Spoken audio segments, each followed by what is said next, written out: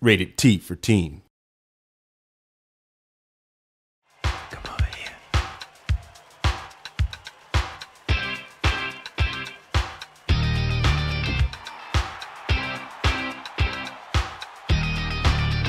In the case of Rock Band 1 and 2, those games inspired a lot of people who got a taste of what it feels like to make music through the game, to then step away from their game consoles and actually pick up real instruments and start studying. I think one of the goals of Rock Band Pro is actually to start to cultivate real musicianship within the game itself. In order to develop new gameplay, we've gone pretty heavy into Rock Band Pro and developed two new peripherals that we're calling a button guitar, which is a simulation of a real guitar with buttons on the neck that simulate the string and fret intersection. It allows you to make the same left-hand guitar shapes that you normally that you would make playing a real guitar. So it's a pretty good simulation and a pretty good teaching tool if you want to learn how to play the guitar.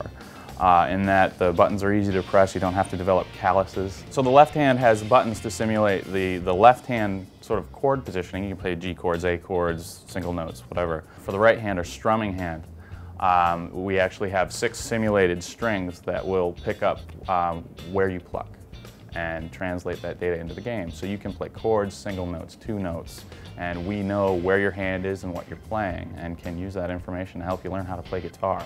It's pretty powerful and it's pretty awesome.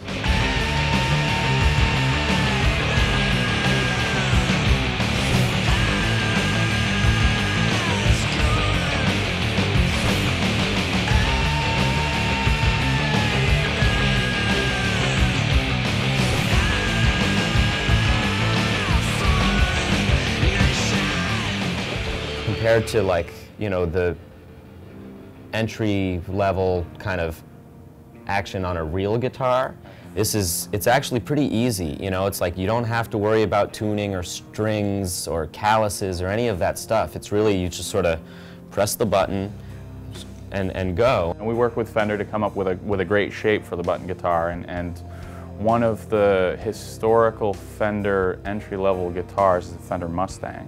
And so we decided, and along with our partners at Fender, that the Mustang shape would be like a really cool shape.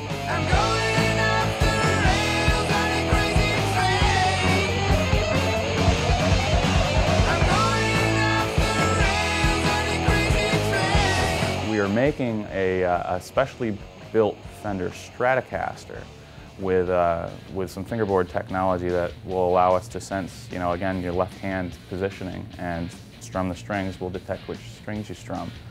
And we push all that information into the console, and you can play on a Fender Strat or a modified Fender Strat. Part of enabling a real guitar into the game actually dictates that we create a brand new way to build fingerboards, or the area of the guitar that has the frets on it. This is a fully functioning guitar, right? It's got pickups, Absolutely. It's got the whole...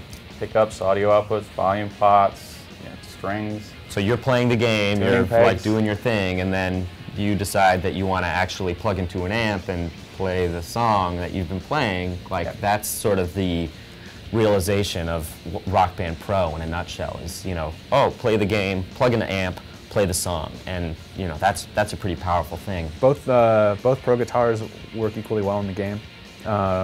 It's just players' preference as to what they want to play. The core guitars, or the legacy peripherals that we make now, still function just as well as they did in Rock Band 2 and Rock Band 1 and Rock Band 3. So if you want to play a guitar game, you can still play with the existing core peripherals that are out in the market and that we're still selling.